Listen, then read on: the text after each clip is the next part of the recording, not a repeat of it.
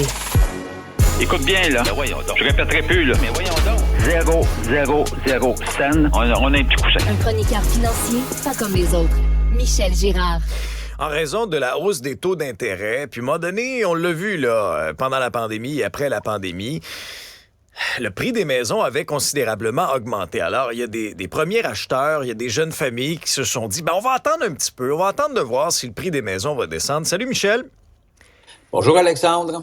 Il y a des prévisions de Royal Lepage pour le Grand Montréal en 2024 qui va peut-être décourager certaines personnes parce que le prix des maisons grimperait d'à peu près 5 % dans le Grand Montréal l'an prochain. Oui, puis évidemment, quand on parle de 5 de 600 000, je vais dire l'affaire, c'est beaucoup de bidou, là. Oui. Donc, c'est des dizaines de milliers de dollars de plus. Effectivement, les prévisions, contrairement à ce qu'on aurait pu s'attendre, là, en raison évidemment de la forte hausse des taux hypothécaires, due évidemment à l'augmentation du taux directeur de la Banque du Canada, c'est ça, c'est que les prévisions sont ce que je qualifierais d'assez pessimistes pour les acheteurs, pour ceux qui veulent, surtout les premiers acquéreurs, là. Alors, le prix des propriétés, on s'attend à une augmentation de 5 %. Puis c'est la même chose, à peu près la même augmentation partout à travers le pays, dans toutes les grandes villes. Écoute, notre seul point de consolation, c'est quand on se compare, mettons, à Toronto ou à Vancouver. Oui, mais là, c'est pas achetable.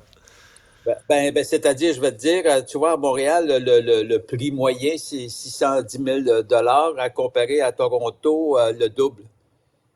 1,2 million à Toronto? Oui, c'est ça, 1,2, puis c'est encore pire à Vancouver. C'est encore un peu plus cher à Vancouver. Donc, on va se consoler de cette façon-là, sauf que ça ne te permet pas plus d'acquérir une maison. Or, à moins de te surendetter, c'est ce que les jeunes ménages qui veulent acquérir une première propriété sont obligés de faire. Or, c'est ça le marché. La raison... évidemment, on s'attend à ce qu'il y ait une baisse quand même des taux hypothécaires en 2024 parce que je crois sincèrement qu'on a atteint le plafond concernant le taux directeur de la Banque du Canada. Donc, les taux ne pourront que baisser, mais selon les prévisions de Royal Lepage, la baisse sera une petite baisse. Exact. Des trimestres. On va pas passer, Michel, de 5 % à 0,25 là. Je veux dire, ça va se faire à coup de 0,25 à chaque fois. Oui, à coup de 0,25, puis ça ira pas trop vite. En fait, probablement que rendu à la fin de l'année prochaine, on aura peut-être baissé d'un demi-point. Peut-être pas tellement plus. En moins, évidemment, qu'on tombe en récession, mais c'est pas le cas. Là, on a réussi, ça, il faut quand même le souligner, malgré la très forte hausse des taux d'intérêt, le Canada, le Québec, on n'est pas tombé en récession, on a subi un ralentissement, sauf qu'évidemment, on le sait, Alexandre, les ménages à faible et à moyen revenu ont mangé une maudite claque parce qu'il n'y avait pas la marge d'épargne pour éponger toutes les augmentations, l'inflation, évidemment, qui a fait augmenter terriblement le prix des aliments, les loyers qui ont fortement augmenté. Donc, ça, c'est les premières dépenses les plus importantes, évidemment, d'un ménage. Alors, bien des ménages se retrouvent, ils se retrouvent en situation financière difficile et c'est encore pire. Et puis là, j'ai une petite pensée, j'ai un petit flash qui me vient. Je pense aux grévistes qui sont dans la rue. Entre autres, du côté de la FAE depuis 3 semaines, là? Alors, non, mais tu pensais, là? Ouais. Je me demande toujours comment ils vont faire pour... Sans fond de grève. Oui, mais c'est ça qui est très important, sans fond de grève. Mais même ceux qui ont un fonds de grève, tu sais, c'est quand même relativement mineur par rapport à ce que tu laisses dans la rue comme revenu quand tu fais la grève. Or, donc, tu vois, ça fait partie des gens. Écoute, ils sont au nombre de 600 000. Tu pensais, ça fait déjà 600 000 personnes qui ont des revenus coupés à cause justement de ces grèves-là. Mais à l'approche des fêtes. Ils souhaitent récupérer une partie, évidemment, à un moment donné. Mais en tout cas, bref. Mais en ce qui concerne, pour revenir au prix des propriétés, non, il n'y aura pas de baisse. Et puis aussi, au niveau des hypothèques, il va y avoir, ça, c'est très important de retenir.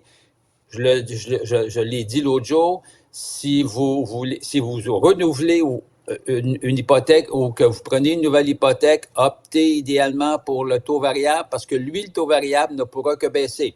Alors qu'un taux fixe de 5 ans, très élevé autour de 7 6,5, 7 ça va prendre 5 ans avant que vous puissiez en bénéficier. Donc, ça, c'est à retenir. Si tu renouvelles ou tu prends une nouvelle hypothèque, opte idéalement pour une hypothèque variable. Michel, quand je regarde des nouvelles comme ça, je trouve qu'il y a tellement une iniquité générationnelle au niveau de l'accès à la propriété parce que souvent, tu sais, certaines personnes ont déjà une maison, la mettent en vente, ont de l'équité, puis après ça, ben ça fait en sorte que le prix de la prochaine est moins élevé. Mais moi, je pense aux premiers acheteurs, aux jeunes familles, les gens de ma génération qui essaient d'embarquer dans le marché immobilier puis qui reportent parce que le 5 de mise de fonds est très difficile à amasser. Dans l'idéal, il faudrait avoir le 20 mais pour plusieurs, c'est inatteignable complètement. Comment tu vois ça, toi? Ben, c'est que c'est une période extrêmement difficile, puis ça va pas s'améliorer. C'est ça qu'il y a de pire, c'est qu'il n'y en aura pas de baisse du prix des propriétés. Tu sais, tu peux avoir exceptionnellement tombé sur l'achat, tu peux acheter une propriété puis tomber sur une supposée aubaine, mais encore là, tu sais.